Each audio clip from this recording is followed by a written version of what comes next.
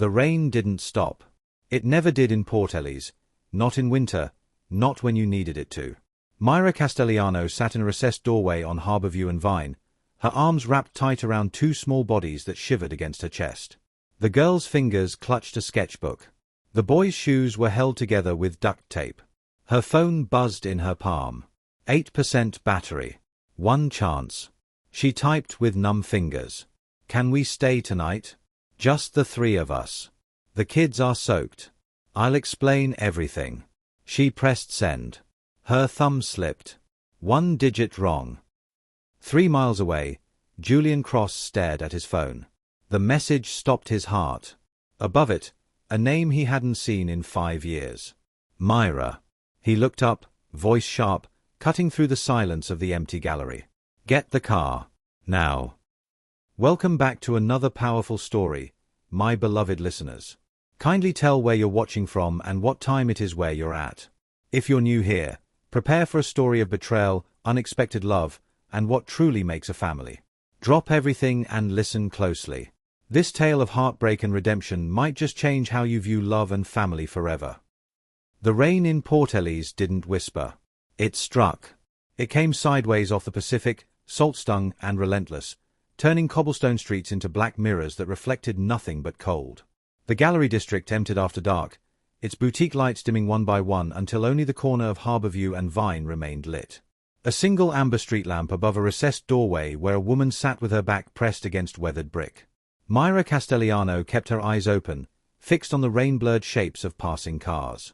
Her arms formed a shelter around two small bodies pressed against her chest. Their breathing was shallow, rhythmic. The girl's fingers clutched a battered sketchbook, its edges warped from moisture. The boy's shoes, held together with duct tape, were soaked through. She hadn't planned to end up here. No one ever did.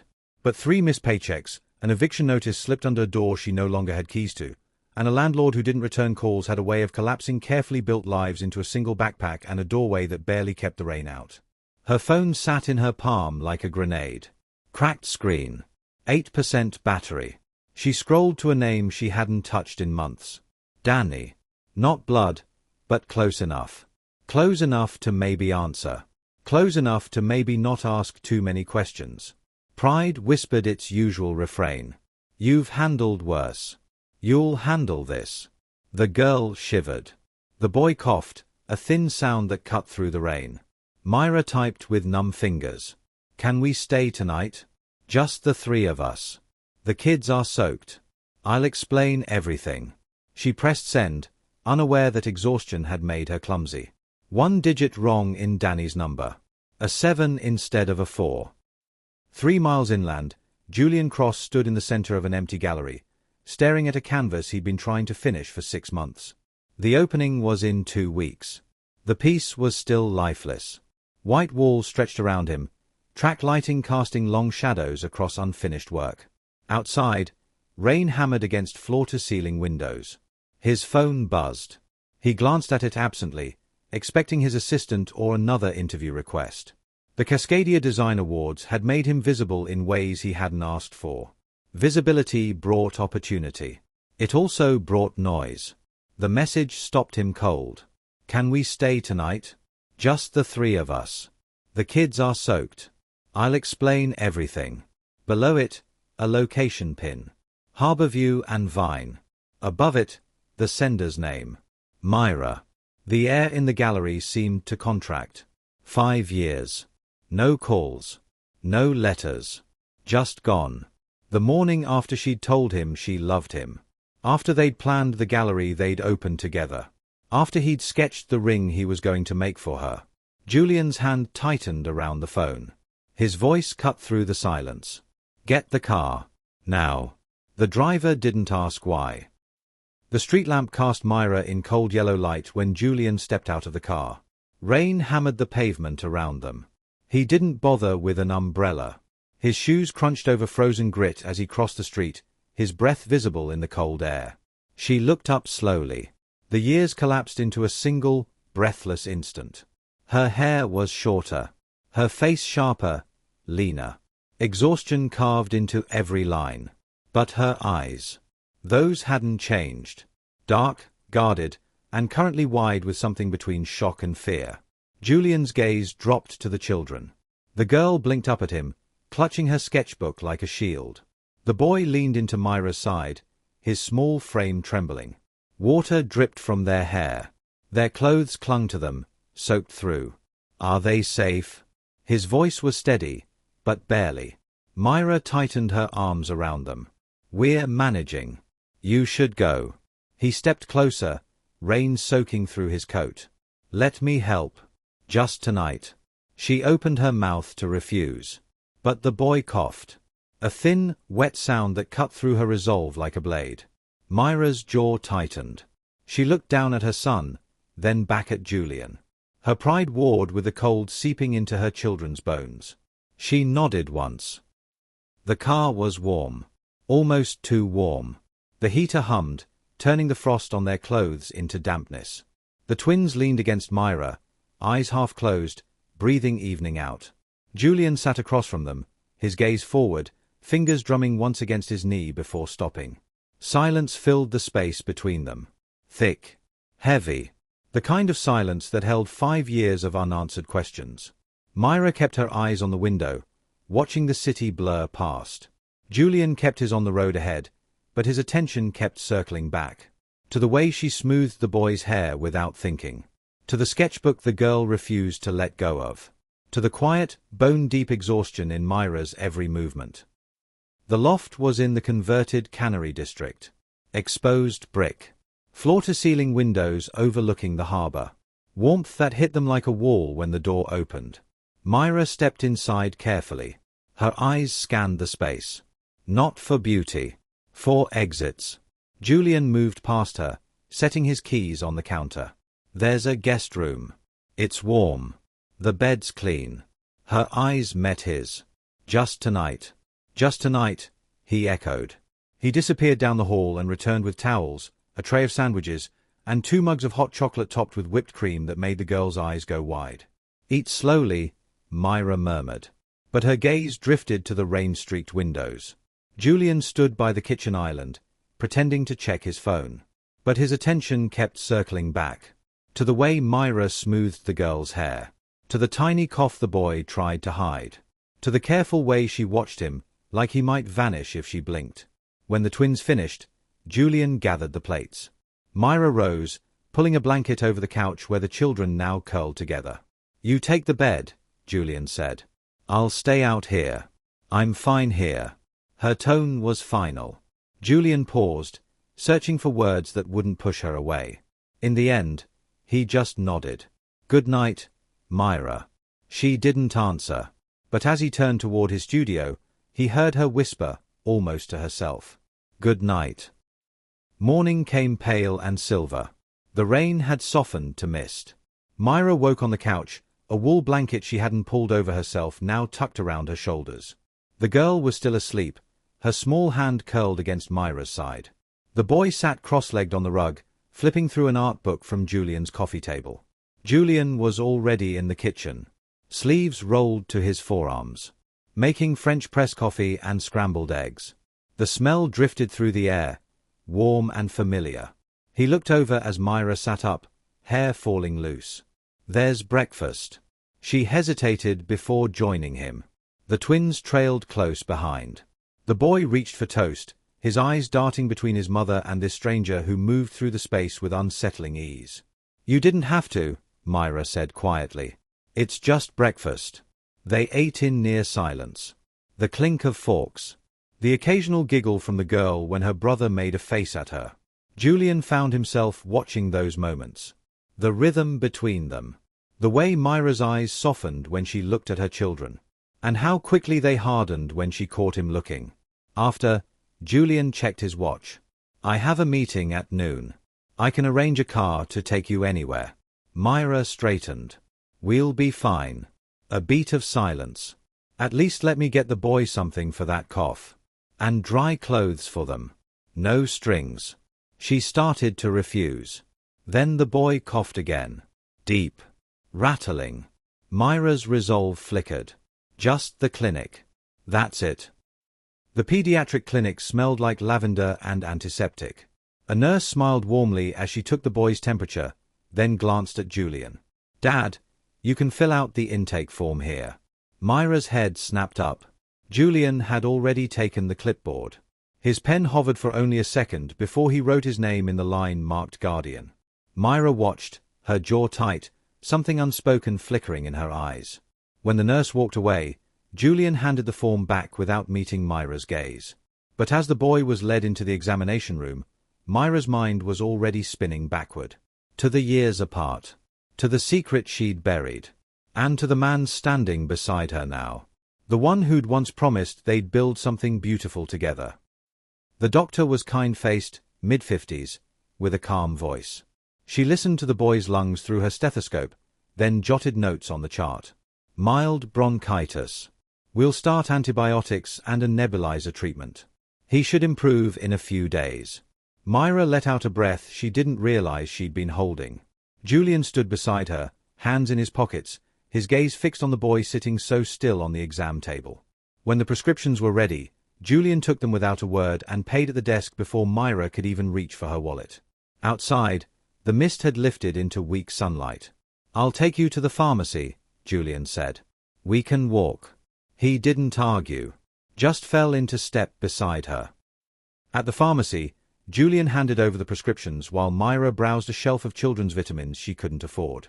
He returned with a paper bag and, without looking at her, asked, "Do you have enough for food this week?" Myra didn't answer right away. "We'll manage." "That's not what I asked." Her eyes flicked to him, guarded. "We'll be fine, Julian." They walked back in silence. The twins shuffled between them. The girl clutching her plush rabbit. The boy leaning lightly against his mother's side. Back at the loft, Myra began gathering the twins' things. "We'll leave this afternoon." Julian's jaw tightened. "Where will you go?" "That's not your concern." "It is." His voice was low but unyielding. "Whether you like it or not, it is." The boy started coughing again. Myra crouched, rubbing his back. Julian knelt too, meeting her eyes. "Stay until he's better."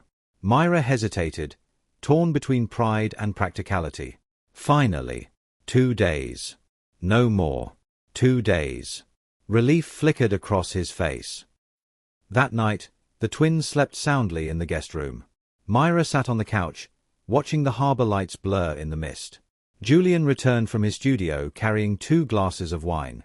He set one in front of her. "Myra," he began, his tone softer now. "5 years ago. Why didn't you tell me?" Her fingers tightened around the glass. "Because it wouldn't have changed anything. Not with the contract.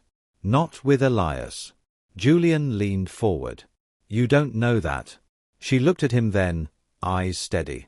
"I know exactly what he's capable of." For a moment, neither spoke. Outside, the city lights shimmered. And somewhere between them, unspoken truths hung heavy, waiting to be faced. You ever notice how the smallest decisions can change everything? One wrong number. One moment of pride swallowed. One stranger who turns out to be anything but. If you're feeling this story already, if you can feel the weight of what's unspoken between them, do me a favor. Hit that like button. And if you want to see where this goes, if you need to know the truth about those children and what really happened 5 years ago, subscribe and stick with me. Because what Julian's about to discover will change everything. Let's keep going. The next morning, pale light filtered through the loft's tall windows. Myra emerged from the guest room carrying a tray with oatmeal for the twins. Julian was already pouring coffee. He looked up. "How's he feeling?" "Better. No fever overnight." "Good." He hesitated. "I cleared my schedule. Thought I'd take you all to the Maritime Museum. They have a hands-on exhibit for kids." Myra's brow furrowed. "We don't need a field trip, Julian. They need rest. They've been stuck inside for days," he said. "A little distraction might help." He paused. "So might some air. For you." She didn't reply. Just set spoons beside the bowls. The twins padded out, still in pajamas, whispering to each other. Julian watched as Myra gently coaxed them into eating, her patience unwavering. After breakfast, He left the room and returned with 2 small rain jackets. Brand new. Tags still attached. I guessed the sizes. Myra glanced at them. Then at him. You didn't have to. I wanted to. The words landed heavier than they seemed. At the museum, soft blue light from the tanks lit their faces. The twins pressed their noses to glass cases filled with ship models and nautical instruments. Myra lingered a step behind, watching them. Then catching Julian watching her. They're beautiful, he said quietly. It wasn't clear if he meant the exhibits or the children. The girl ran ahead to a touch tank, her fingers hovering over the water's surface. The boy asked Julian questions about a compass in a display case. Julian answered patiently, crouching to the boy's eye level. Myra watched this interaction. Her heart clenched. At an interactive drawing station, the girl tugged on Julian's sleeve. Will you draw with me? Julian glanced at Myra. She gave a slight nod. He sat beside the girl, picking up a pencil. She opened her sketchbook to a blank page and began sketching a jellyfish from memory. Julian watched her hand move across the paper. She drew left-handed. Just like him. He picked up his own pencil and sketched beside her. A ship. Simple lines. The girl watched, fascinated. You draw like my mom used to, she said softly. Julian's hand paused. Your mom doesn't draw anymore. The girl shook her head. Not since we had to leave our old place. She says we don't have room for art supplies. Julian glanced across the room. Myra stood by the touch tank with the boy, her profile illuminated by the blue glow of the water. Something in his chest tightened. Midway through the visit, while Myra guided the twins toward a ship replica they could climb on, Julian stepped aside. He pulled out his phone and dialed. His voice dropped low. I need everything you can find on Myra Castellano. Last 5 years. Employment, addresses, legal records. Especially anything involving Elias Trenton or Trenton Properties. He ended the call quickly, slipping the phone back into his coat before Myra turned around. That evening, after the twins were asleep, Julian sat in his studio with the door half open. Myra moved quietly through the loft, tidying up the twins' things. She paused by the studio door. Thank you, she said. For today. They haven't smiled like that in a long time. Julian looked up from his desk. They're good kids. They are. A silence settled between them. Not uncomfortable. Just heavy. Myra, Julian began. The boy. He stopped himself. Myra stepped into the doorway. He has what? Julian met her eyes. He has my mother's eyes. Myra's breath caught. Her hand tightened on the doorframe. And the girl, Julian continued, his voice quiet. She draws left-handed. Just like me. Myra didn't answer. She just stood there, frozen. How old are they? Julian asked. Myra's voice was barely a whisper. 4. They'll be 5 in March. Julian did the math in his head. 5 years ago. March. That was 2 months after she'd left. His hands trembled slightly as he stood. Why didn't you tell me? Myra's eyes filled with tears. Because I thought I was protecting you. From what? From losing everything. Julian took a step toward her. I lost everything the day you left. A tear slipped down her cheek. You don't understand. Then help me understand. Myra shook her head. Not tonight. I can't. Not tonight. She turned and walked back to the guest room, closing the door softly behind her. Julian stood alone in his studio, staring at the closed door. His mind raced. The pieces were there. He just hadn't wanted to see them. The boy's eyes. The girl's left hand. The timeline. They were his. He sank into his chair, head in his hands. The next morning, tension hung in the air like fog. Myra avoided Julian's eyes over breakfast. The twins sensed it, growing quieter than usual. Julian set down his coffee mug. We need to talk. Not now, Myra said, her voice tight. Then when? She glanced at the twins. When they're not here. Julian nodded. I'll take them to the park. You stay. Rest. We'll talk when I get back. Myra opened her mouth to argue, but Julian was already helping the twins into their jackets. At the park, Julian pushed the girl on the swing while the boy climbed on the jungle gym. The winter sun was weak but steady. Other parents dotted the playground, their voices a low hum in the background. The girl laughed as the swing went higher. Higher, she called out. Julian smiled despite the weight in his chest. That's high enough, kiddo. When the twins ran off to the slide, Julian pulled out his phone. A notification waited. An email from the private investigator. He opened it. Inside were scanned documents, rental histories, eviction notices, court filings, and at the bottom, a contract. Julian's blood ran cold as he read. Agreement between Myra Castellano and Elias Trenton. Dated 5 years ago. March 7th. The terms were brutal. Myra would relinquish any claim to the gallery project she and Julian had co-designed. She would leave Port Ellis within 48 hours. She would have no further contact with Julian Cross. In exchange, Elias Trenton would drop a fabricated lawsuit accusing her of plagiarism. A lawsuit that would have destroyed her career before it started. At the bottom, Myra's signature. Shaky. But there. Julian's hands trembled as he read it again. Elias had forced her out. And Julian had never known. He looked up. The twins were laughing at the top of the slide. Innocent. Unaware. His children. And the woman he loved had been ripped away from him by someone he'd trusted. When they returned to the loft, Myra was waiting. She'd made tea. Her hands wrapped around the mug like she needed the warmth. Julian set the twins up with coloring books in the guest room, then closed the door. He walked back to the living room and placed his phone on the table between them. The contract visible on the screen. Myra's face went pale. Where did you get that? It doesn't matter. His voice was quiet. Dangerous. What matters is that I know what he did to you. Julian, please. He forced you out. He threatened your career. He made you disappear from my life. Myra's hands shook. You don't understand. He still has power. He still has resources. I don't care. You should. She stood, pacing. Because if he finds out I'm back, if he finds out about the twins, he'll come after us. He'll come after you. Let him. Myra stopped, turning to face him. You don't know what he's capable of. Then tell me. She sank back onto the couch, tears streaming down her face. The day I found out I was pregnant, I was going to tell you. I had it all planned. We were going to celebrate. Start looking at places big enough for a family. Julian sat beside her, careful not to touch her. Not yet. But before I could tell you, Myra continued, Elias called me to a meeting. Just me.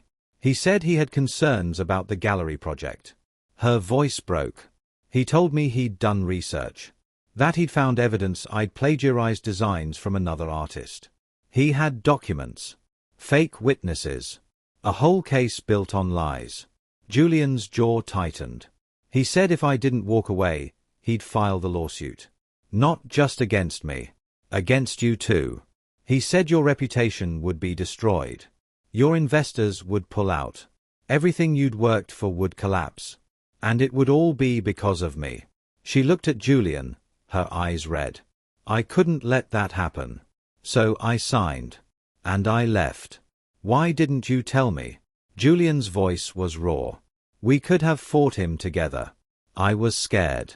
I was pregnant. And I believed him when he said he'd destroy you. Silence filled the space between them. Finally, Julian spoke. They're mine, aren't they? The twins. Myra nodded, fresh tears falling. Yes. Why didn't you tell me after you left? I would have found a way. Because he was watching. He had people watching me for months. I couldn't risk it. Julian reached out, taking her hand. And now, Myra whispered, I'm terrified. Because he's going to find out I'm back. And when he does. She didn't finish. Julian squeezed her hand. Then we get ahead of him. How? We tell the truth. Publicly. Before he can twist it. Myra's eyes widened. Julian, No. That's exactly what he wants. Attention. Drama. He'll use it against us. Not if we control the narrative. Before Myra could respond, Julian's phone rang. Unknown number. He answered. A smooth, cold voice filled the line. Julian Cross. It's been a while. Elias. I hear you've been playing house with an old friend of mine. Myra Castellano. Charming woman. Terrible decision maker. Julian's grip tightened on the phone. What do you want? To remind you both that certain agreements are still in effect. She signed a contract. She left. That was the deal. Deals built on lies don't hold up. Elias laughed softly. Don't they? Ask yourself, Julian. Do you really want the world to know she abandoned you? That she's been raising children in poverty while you built an empire? They are my children. Then Elias's voice turned sharp. Prove it. I will. Good luck with that. Because if you try to make this public, I have lawyers who specialize in parental fitness cases. A homeless mother. No job. No stability. It writes itself. Julian's voice went cold. Stay away from them. Or what? Elias's tone was mocking. You'll paint a sad picture about it. The line went dead. Julian stood, his entire body tense.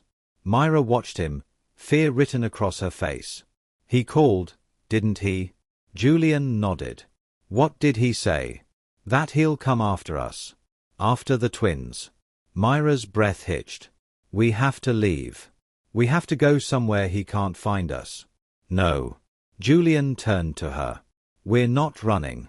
Not this time. Julian. Please. I'm done letting him control our lives.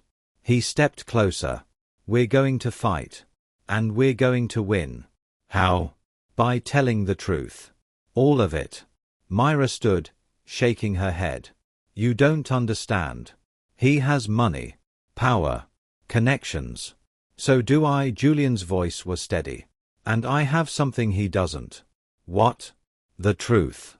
And people who'll believe it. Myra stared at him. You're serious. I've never been more serious about anything in my life. A long silence. Finally, Myra whispered. What do you need me to do? Julian pulled out his phone. I'm calling my lawyer. We're going to build a case. And then we're going to bury him. What if it doesn't work? Then at least we tried. Together. Myra looked toward the guest room where the twins were still coloring, oblivious to the storm gathering around them. She turned back to Julian. Okay. Let's do it. Julian made the call. Within an hour, Vanessa Cortez arrived. Sharp. Uncompromising. Loyal. She sat at Julian's dining table, spreading documents across the surface. This is good, she said, reviewing the contract. Coercion. Falsified evidence. A clear pattern of abuse of power. Can we use it? Julian asked. Absolutely. Vanessa looked at Myra. But I'll need you to testify. Publicly. Myra's face paled. In front of cameras?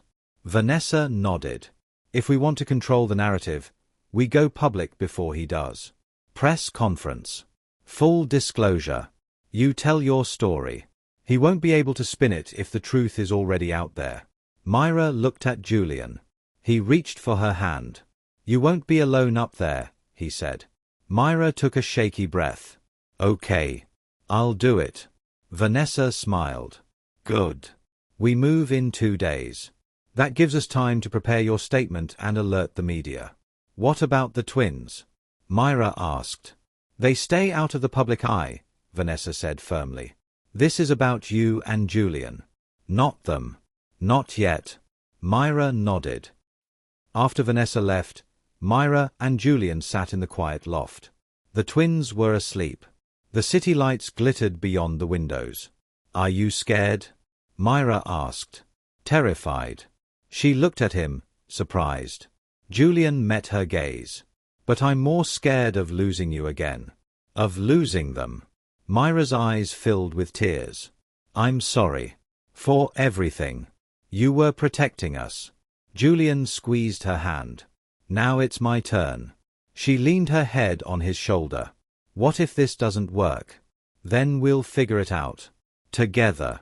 For the first time in 5 years, Myra let herself believe it might be true. The next 2 days passed in a blur. Vanessa prepped them. Myra rehearsed her statement until her voice was steady. Julian coordinated with the media. The twins sensed the tension but didn't understand it. Myra kept them distracted with movies and coloring books. On the morning of the press conference, Myra stood in front of the mirror, her hands shaking. Julian appeared behind her. You ready? No. Me neither. She turned to face him. What if I mess this up? You won't. How do you know? Because you're the strongest person I've ever known. Myra's eyes welled up. I don't feel strong. Julian cupped her face gently. You survived 5 years alone. You protected our children. You kept going when everything fell apart. That's strength. A tear slipped down her cheek. Thank you. For what? For not giving up on me. Julian leaned his forehead against hers. Never. They stood like that for a long moment. Then Vanessa's voice called from the living room. It's time. Myra took a deep breath. Let's do this. They stepped out into the cold morning air. Cameras waited. Reporters lined the steps of the Cascadia Design Collective headquarters. A crowd had gathered. Julian stood at the microphone. Myra beside him. Vanessa just behind. Julian's voice was steady as he began. 5 years ago, someone I loved was forced out of my life. The crowd quieted. Elias Trenton, a man I trusted, used his position to coerce her into leaving. He threatened her career and mine if she stayed. Gasps rippled through the reporters. I'm here today to say that ends now. Julian's gaze swept the crowd. I filed formal complaints with the ethics board. I'm stepping down from the collective to build something new.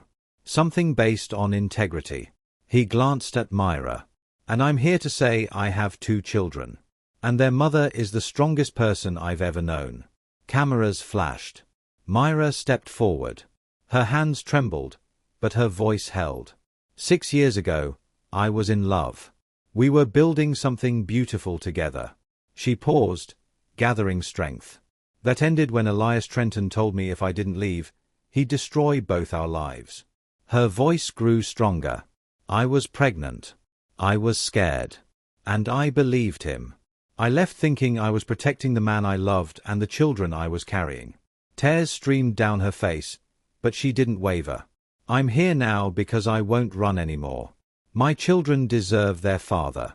And we deserve to live without fear. The crowd was silent. Riveted. A reporter raised a hand. What do you want people to know?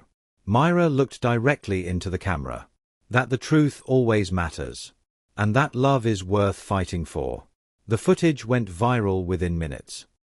#Justice for Myra trended within the hour. Back at the loft, Myra collapsed onto the couch. Julian sat beside her. The twins were with Vanessa's trusted assistant, safe and away from the chaos. We did it, Myra whispered. Julian pulled her close. We did. Her phone buzzed. Then again. And again. Messages flooded in. Support. Solidarity. Other victims of Elias's coercion coming forward. Within hours, the ethics board opened an official investigation.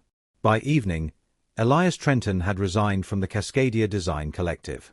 Myra stared at the news alert on her phone. Is it really over? Julian kissed the top of her head. The worst of it, yes. She turned to face him. What happens now? Now, Julian said, we build the life we should have had 5 years ago. Myra's eyes filled with tears. I'd like that. Julian smiled. Me too. They sat together in the quiet loft, the city lights glittering beyond the windows. The storm had passed. But the hardest part was still ahead. Telling the twins. Building a family. Learning to trust again. But for the first time in 5 years, it felt possible. The morning after the press conference, Port Elise woke to a story it couldn't stop talking about. #Justice for Myra sat at the top of every trending list. News outlets played clips of Myra's testimony on repeat. The comment sections overflowed with support, outrage, and stories from others who'd been silenced by powerful men. Julian stood by the window, coffee in hand, watching the harbor as the sun rose pale and gold. Behind him, Myra slept on the couch, exhausted from the weight she'd finally set down. The twins were still with Vanessa's assistant, safe in a quiet apartment across town. His phone buzzed. "Vanessa," he answered. "Talk to me." "The ethics board fast-tracked the investigation," she said. "They want Elias's financial records, emails, everything. And 3 more people came forward overnight. Artists he pressured out the same way." Julian exhaled. "Good. There's more." Vanessa paused. "The district attorney's office called. They're exploring criminal charges. Fraud. Coercion. Possibly racketeering if the pattern holds." "How long?" "Weeks. Maybe months. But Julian, this is real. He's going down." Julian closed his eyes. "Thank you." "Don't thank me yet." Vanessa's tone shifted. "Elias still has lawyers. And cornered men do dangerous things. Keep Myra and the kids close." "I will." He hung up just as Myra stirred. She sat up slowly, hair falling across her face. For a moment, she looked disoriented. Then she saw Julian and remembered. "Is it still real?" she asked quietly. "Or did I dream it?" "It's real." She pulled the blanket tighter around herself. "What happens now?" "Now we bring the twins home. And we tell them the truth." Myra's face paled. "Already? They deserve to know." She nodded slowly. "You're right. I just don't know how to say it. We'll figure it out. Together." An hour later, Vanessa's assistant brought the twins back. They ran into the loft, their faces lighting up when they saw Myra. "Mama." The girl threw her arms around her. Myra held her close, tears pricking her eyes. "I missed you, sweetheart." The boy climbed onto the couch beside her. "Are we staying here now?" Myra glanced at Julian. He nodded. "Yes, baby. We're staying." The girl looked at Julian. "With him?" Myra took a deep breath. "Yes, with him. Because there's something we need to tell you both." Julian sat down across from them. The twins watched him with wide, curious eyes. Myra smoothed the girl's hair, gathering her courage. "Do you remember when you asked me about your dad?" The girl nodded. "And I said he was someone very special, but that he didn't know about you yet?" Another nod. Myra's voice softened. "Well, now he knows. And he's here." The boy tilted his head. "Where?" Myra looked at Julian. "Right there." Silence filled the room. The twins looked at Julian. Then at their mother. Then back at Julian. "Him?" The girl whispered. Julian's voice was gentle. "Yes, me." The boy stared at him. "You're our dad?" "I am." "Why didn't you come before?" Myra intervened. "Because I didn't tell him about you. And that was my choice. Not his." "Why?" the girl asked. "Because I thought I was protecting all of us." Myra's eyes filled with tears. "But I was wrong. And I'm sorry." The twins were quiet, processing. Then the boy climbed down from the couch and walked over to Julian. "Are you going to stay?" Julian's throat tightened. "If you'll let me." The boy studied him for a long moment. Then he climbed into Julian's lap. Julian's arms closed around him, and he felt something inside him break open. The girl watched from the couch. Then she slid down and walked over too, leaning against Julian's side. Myra covered her mouth, tears streaming down her face. Julian held his children, and for the first time in his life, he understood what it meant to be whole. Can you imagine that moment? 5 years of not knowing. And then this. 2 small lives that are part of you, choosing to trust you.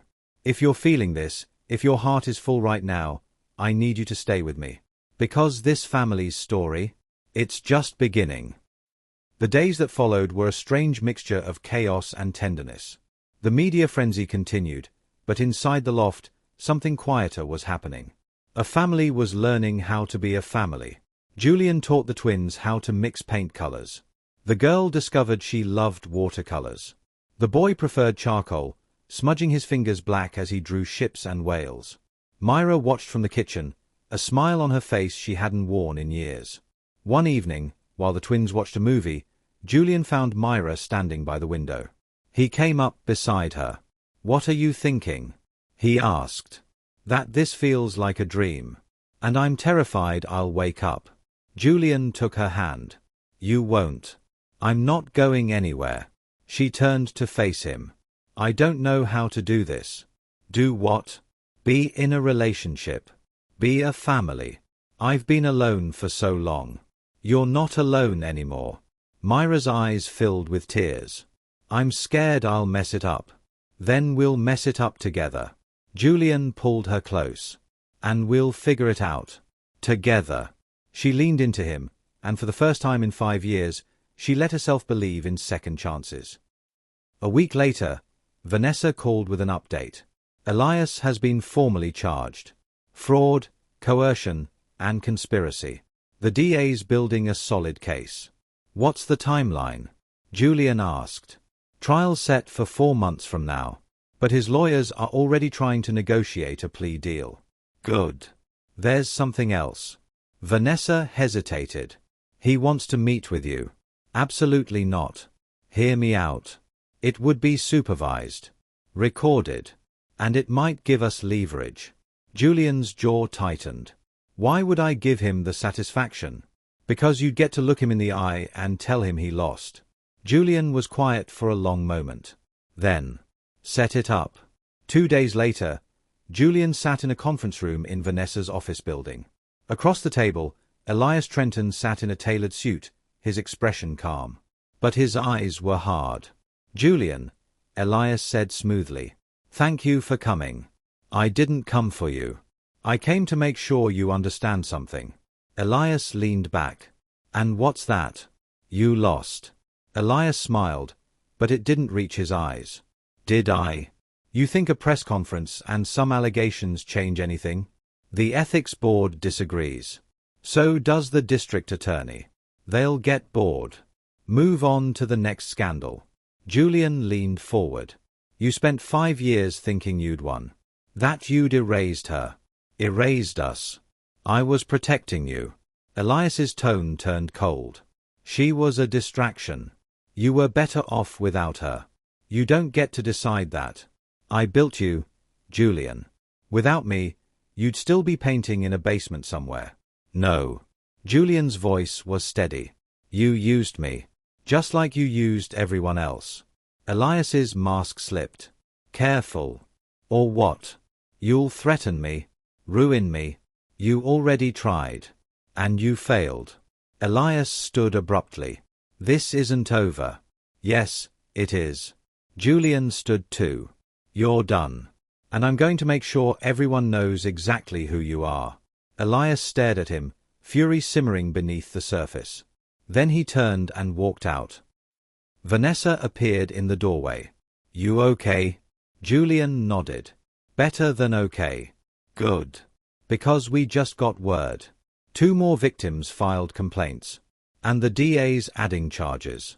Julian allowed himself a small smile. "Then let's finish this." Over the next few weeks, the case against Elias Trenton grew stronger. More victims came forward. Financial records revealed a pattern of manipulation and fraud spanning over a decade. And in the quiet of Julian's loft, a family continued to grow. Myra started drawing again. Small sketches at first. Then larger pieces. Julian set up a corner of his studio for her, filling it with supplies. One night, he found her there, working on a portrait. He looked over her shoulder. It was him. And the twins. All 3 of them laughing. "It's beautiful," he said softly. Myra set down her pencil. "I wanted to capture this. Before it changes." "It's not going to change. Everything changes." Julian turned her to face him. "Then we'll change together." He kissed her. Slow. Gentle. 5 years of longing poured into a single moment. When they pulled apart, Myra whispered, "I love you. I never stopped. I love you too." They stood in the quiet studio, holding each other, the city lights glittering beyond the windows. 3 months later, the trial began. Julian and Myra attended every day, sitting in the gallery, watching as witness after witness testified against Elias Trenton. The twins stayed with Vanessa's assistant, shielded from the circus. On the final day, the jury deliberated for 4 hours. When they returned, the verdict was swift. Guilty on all counts. Myra's hand found Julian's. He squeezed it tight. Elias showed no emotion as the judge sentenced him. 5 years in federal prison. Fines. Restitution to his victims. Outside the courthouse, reporters swarmed. Julian and Myra walked past them without comment. They'd said everything they needed to say. That night, they picked up the twins and went out for ice cream. The girl got chocolate. The boy got vanilla with sprinkles. Myra and Julian shared a sundae. "Is the bad man gone?" the boy asked. "Yes," Myra said. "He's gone." "Good." The boy went back to his ice cream. Julian watched his son, his daughter, the woman he loved. And he realized something. This was happiness. Simple. Quiet. Real. A month after the trial, Julian stood in front of a renovated building in Port Elizabeth's Arts District. A sign above the door read Castellano Cross Studios. Community Art and Design. Inside, affordable studio spaces had been built for emerging artists, especially those from marginalized backgrounds. Those who'd been silenced, pushed out, told they didn't belong. Myra stood beside him as the first artists moved in. A young woman with a baby on her hip thanked them, tears in her eyes. "You have no idea what this means." Myra's own eyes welled up. "We do. We really do." That evening, the 4 of them walked through the old gallery district, past the boutiques and cafes, past the spots where Julian and Myra had first dreamed of building something together. They stopped at Harborview and Vine. The doorway where Myra had sat that rainy night was still there, just a shadow now in the amber streetlight.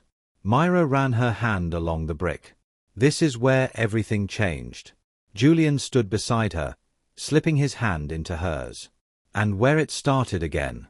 The twins ran ahead, laughing, chasing each other down the sidewalk. The rain began to fall. Soft. Gentle. But none of them felt the cold. They walked home together. A family. 6 months later, Julian and Myra stood in front of a small crowd at the studio. Artists, community members, and reporters filled the space. Julian spoke first. "When we built this place, we wanted it to be more than just studio space. We wanted it to be proof that second chances are real." Myra stepped forward. "6 years ago, I thought my life was over. I thought I'd lost everything." She looked at Julian. "But I was wrong. Because sometimes losing everything is how you find what really matters." The crowd applauded. Afterward, a young man approached them. Shy. Hesitant. "I just wanted to say thank you. I was homeless last year, living out of my car, and this place gave me somewhere to create again." Myra hugged him. "Keep creating. The world needs your voice." As he walked away, Julian pulled Myra close. "You know what I think?" "What?" "That we're just getting started." Myra smiled. "Good. Because I have an idea." "Oh?" "What if we expanded? More cities. More studios. More people getting second chances." Julian grinned. "I love the way you think." That night, after the twins were asleep, Julian and Myra sat on the balcony of the loft. The city stretched out before them, lights glittering like stars. "Do you ever think about what would have happened if I hadn't sent that text?" Myra asked. "Every day. And I'm grateful you did. Even if it was an accident." Myra laughed softly. "Some accident. The best one I've ever been part of." She leaned her head on his shoulder. "I'm happy. For the first time in years, I'm really happy." "Me too." They sat in comfortable silence, watching the city breathe. "Are you ready for what I'm about to tell you? Because this is where the story takes a turn you might not expect." 1 year after that rainy night on Harborview and Vine, Julian and Myra stood in front of a different kind of crowd. A small gathering of family and friends. Vanessa. The twins. A handful of artists from the studio. And a judge. Julian took Myra's hands. 5 years ago, I lost you. And I thought that was the end of the story. Myra's eyes filled with tears. But it wasn't the end. It was just the beginning. Julian's voice grew stronger. You are the strongest, bravest, most beautiful person I've ever known. And I don't want to spend another day without you. He pulled out a ring. Simple. Elegant. The one he designed 6 years ago and never had the chance to give her. Myra Castellano. Will you marry me? Myra nodded, tears streaming down her face. Yes, yes. Julian slipped the ring on her finger. The crowd erupted in applause. The twins ran forward, throwing their arms around both of them. And in that moment, surrounded by the people who'd stood by them, Julian and Myra became more than partners. More than co-parents. They became a family in every sense of the word. The ceremony was small. Intimate. Held in the studio they'd built together. The girl was the flower girl. The boy carried the rings. When the judge pronounced them married, Julian kissed Myra like he'd been waiting his whole life to do it. And maybe he had. At the reception, Myra pulled Julian aside. I have something for you. She handed him a wrapped package. He opened it carefully. Inside was a painting. The 4 of them. Standing in front of the studio. The twins between them. All of them smiling. At the bottom, in Myra's handwriting. Where we began again. Julian's throat tightened. It's perfect. We're perfect. Myra corrected. Messy and complicated and perfect. Julian pulled her close. I wouldn't have it any other way. They danced until the twins fell asleep on a pile of coats. Then they carried them home through the quiet streets of Port Ellis. The rain had stopped. The stars were out. And for the first time in 6 years, everything felt right. 2 years later, Castellano Cross Studios had expanded to 3 cities. Hundreds of artists had found space, community, and hope within its walls. Myra ran the day-to-day operations. Julian focused on fundraising and design. The twins, now 7, spent their afternoons in the studios, drawing alongside artists who'd become like family. One evening, the boy asked Julian a question. Dad, why do we do this? The studios, I mean. Julian crouched down to his eye level. Because everyone deserves a chance to create. To be seen. To matter. Even if they made mistakes. Especially then. The boy thought about this. Like Mom. When she had to leave. Julian's chest tightened. Yes. Like your mom. And you forgave her. There was nothing to forgive. She did what she thought was right. And now we're here. Together. The boy nodded slowly. I think that's good. Me too, buddy. Me too. That night, Julian told Myra about the conversation. She smiled. They're going to be okay, aren't they? Better than okay. Julian pulled her close. They're going to be extraordinary. Just like their mom. Myra laughed. You're biased. Absolutely. They stood on the balcony, watching the city. The twins were asleep. The studio was thriving. And the future stretched out before them, full of possibility. Do you ever wonder what your life would have been like if none of this happened? Myra asked. All the time. And I'm glad I'll never know. Because this, right here, is everything I never knew I needed. Myra turned to face him. I love you. I love you too. They kissed under the stars, 2 people who'd lost everything and found something better. Each other. Can you feel it? The weight lifting? The hope settling in? This is what transformation looks like. Not perfect. Not easy. But real.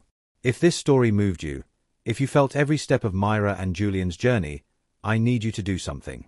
Hit that like button. Share this story with someone who needs to hear that second chances exist. That love is worth fighting for. That the truth always, always matters. And subscribe to Tales of Desire with Mr. Walker. Because every week, we bring you stories that don't just entertain. They heal. They inspire. They remind you what it means to be human. Drop a comment.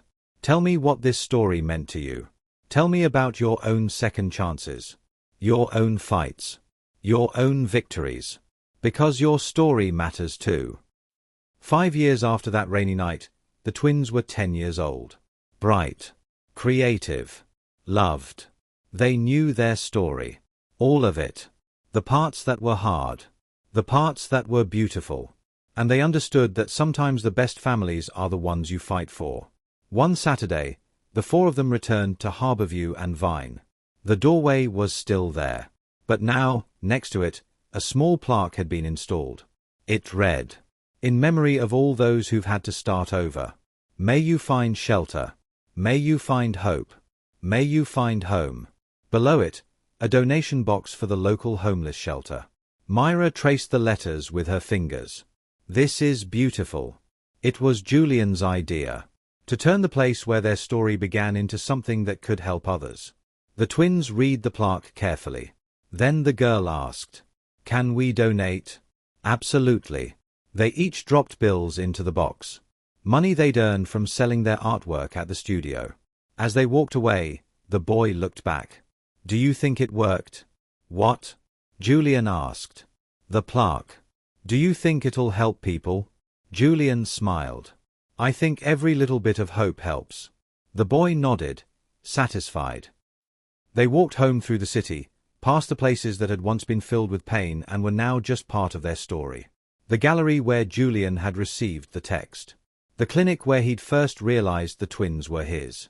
The studio where they'd built something beautiful from the ashes. Each place a marker, a memory, a reminder of how far they'd come. That night, Myra tucked the twins into bed. The girl yawned. "Mama." "Yes, sweetheart? I'm glad you sent that text."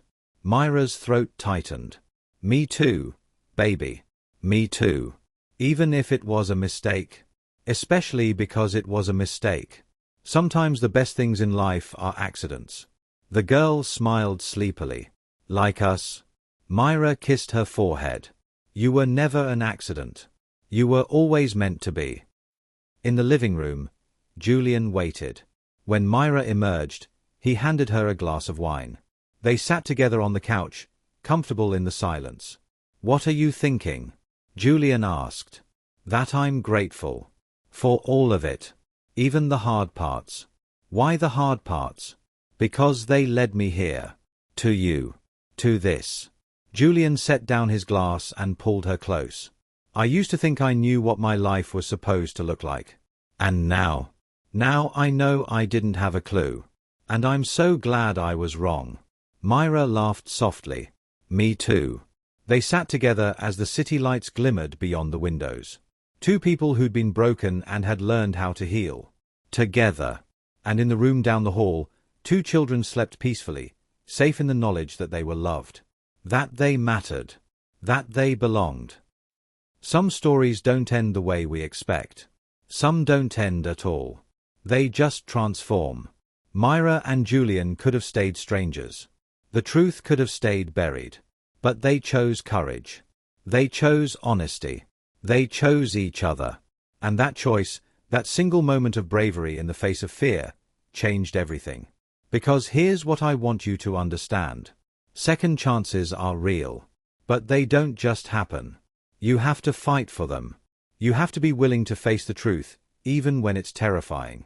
You have to choose love over pride. Hope over fear. And sometimes, you have to send a text to the wrong number. If this story touched you, if you're sitting there with tears in your eyes or hope in your heart, then it did what it was meant to do.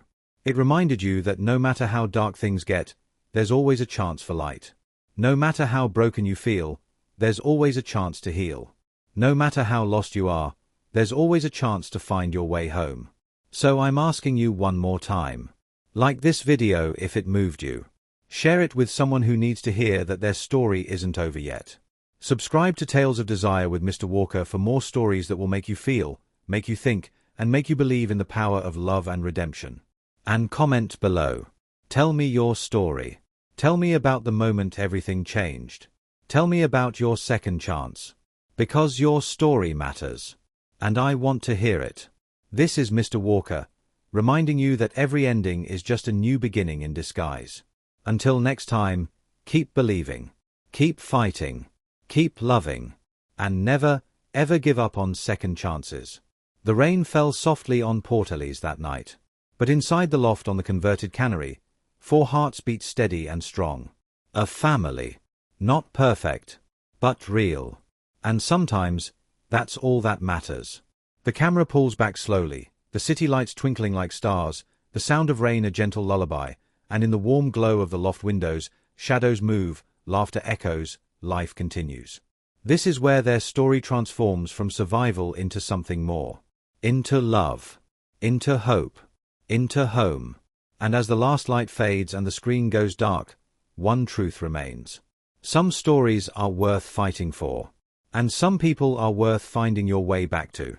No matter how long it takes. No matter how hard the journey. No matter how many mistakes you make along the way. Because in the end, love always finds a way. And second chances? They're real. If you're brave enough to take them. Thank you for staying with this story from the first rainy night to this moment of peace. Your time, your attention, your heart, it all means everything. If you believed in Myra and Julian, if you felt their pain and celebrated their victory, then this story did what it was meant to do. It reminded you that transformation is possible. That families come in all forms. That the truth will always set you free. And that love, real love, is always worth the fight. Subscribe. Share. Comment. And come back next time for another story that will change the way you see the world. This is Tales of Desire with Mr. Walker, where every story matters, and every heart deserves a second chance. Until we meet again.